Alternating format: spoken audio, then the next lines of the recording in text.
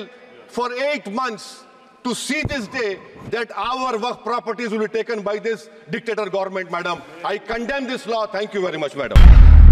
आप बैठ जाओ. असाउद्दीन ओवैसी जी को बोल लेने दो. Thank you, sir. आप बैठ जाओ. Sir, thank you, sir.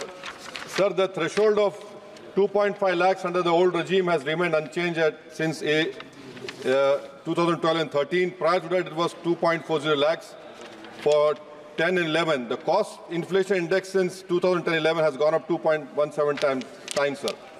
Income Tax Act itself is acknowledging the inflation in the economy. Why are the poor and middle class being taxed on the same threshold? If a middle class citizen was earning rupees 2.5 lakhs in financial year 2009 and 10, it cannot be equated with same 2.50 lakhs in financial year 24-25. Sir, on account of this, the income is being taxed twice, one due to inflation and secondly under Income Tax Act. Sir, why is the old tax regime being given step-money treatment by the finance minister? All additional benefits are being given only under new tax regime, example 80CCD. This will discourage people from saving money in the traditional forms of life insurance policies, PPF, bank deposit, etc. Sir, in fact, banks are already facing fall in deposits. The old tax regime should be equally encouraged and not discouraged as is being done since past few budgets, sir. Sir, as someone has rightly said, tax should be extracted like the honeybee extracts honey from flowers. Presently, sir, this government is extracting tax like blood being sucked by leeches, especially of tax-compliant taxpayers. At least under the new tax regime, the threshold should be linked to inflation. This will go a long way, sir, in demonstrating that the tax legislation is fair and that in turn will improve compliance. Sir, block assessment is sought to be reintroduced. Reassessment provisions are again sought to be tinkered. When the Parliament, in its wisdom, had done away with block assessment, proceedings for such cases, where is the need to revisit again? These frequent changes, sir, in such an important piece of legislation, which are unnecessary, unwarranted, will lead to avoidable litigation and further burden the courts. Sir, when concession was given decades back only on the basis of additional levy, can the concession be withdrawn while the additional levy continues? This is backstabbing, sir. This is exactly what has been proposed. STT was levied on buying and selling of equity shares and mutual fund units, accompanied with reduction in the tax rates on capital gains such securities, sir. So now the rate of capital gain tax is proposed to be increased while the STT remains. People lose faith, sir, in the government with such steps. For example, sir, LTCG on equity shares, equity-oriented funds, existing is 10% over 1 lakh. Now proposed is 12.5% over 1.25 lakhs. STCG on equity shares UF is 15%, proposed is 20%. Sir, the LTCG gain tax on other assets is prima facie being reduced. Sir, however, the benefit of indexation is being withdrawn. Again, this is a derogate step. The CII method was well thought and has been working fine for the past several decades. Why repair something which is not being broken, sir? I'll give an example, sir. Purchase of a flat in 2001, existing is 15 lakhs, proposed is 15 lakhs.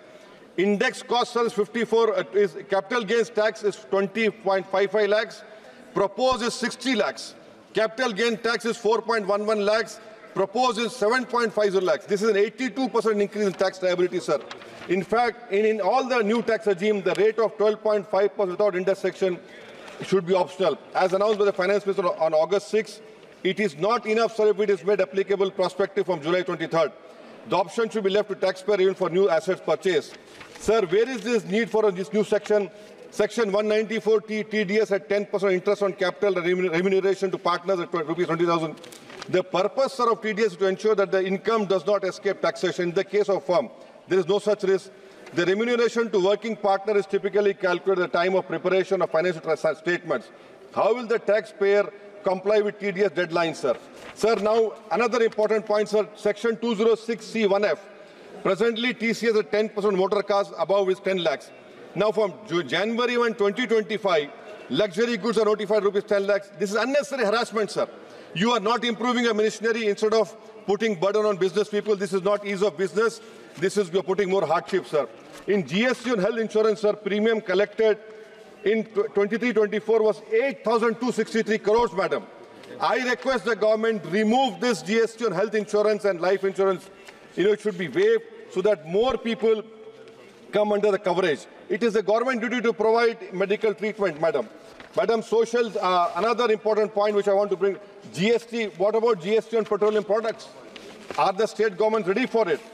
Madam, social sector schemes overall 25% decrease in allocation, inflation adjusted over last decade. Sarva Shiksha Abhiyan 18% decline, Rashtriya Madhyamik Abhiyan 9% decline, ICDS 34% decline, Mission Anganwadi 5% decline, PM Poshan Scheme 45% decline, and in public distribution, madam, 6.61 in 2019-20 declined to 4.24 in 23-24. Even if we combine Prime Minister Gharib Kalyan Yojana, the decline is still lower than 19-20 as opposed to the total budget. Madam, in Ministry of Minority Affairs, the budget this year is same as 2012 and 13. The unit cost of post-matric and pre-matric scholarship for minorities has not changed since 2007 and 8. 1 minute, madam, I'm concluding. Has not changed in 2007 and 8. What that 80 rupees, 100 rupees still continuing? Madam, Ministry of Minority Affairs budget should have been increased to nearly 8,000 crore. That has not been done. Madam, 15th of August, we are going to celebrate our Yom-e-Azadi. In Yom-e-Azadi, madam, I'm reminded of Maulana Abdullah Khairabadi, who said that when I die, you come to my grave and inform me that India has got independence. That was done. Now, what will Mahmood al-Hasan, Hussain Ahmad Madni will be saying if they're right now? They'll be saying that we didn't live in Malta jail for 8 months to see this day that our Waqf properties will be taken by this dictator government, madam. I condemn this law. Thank you very much. महाराष्ट्रातील सर्व बातम्यांचे विश्वासार्ह व्यासपीठ. सकाळच्या सर्व social media प्लॅटफॉर्मला like, follow आणि subscribe करा. तसंच सर्व नोटिफिकेशनसाठी bell icon press करायला विसरू नका.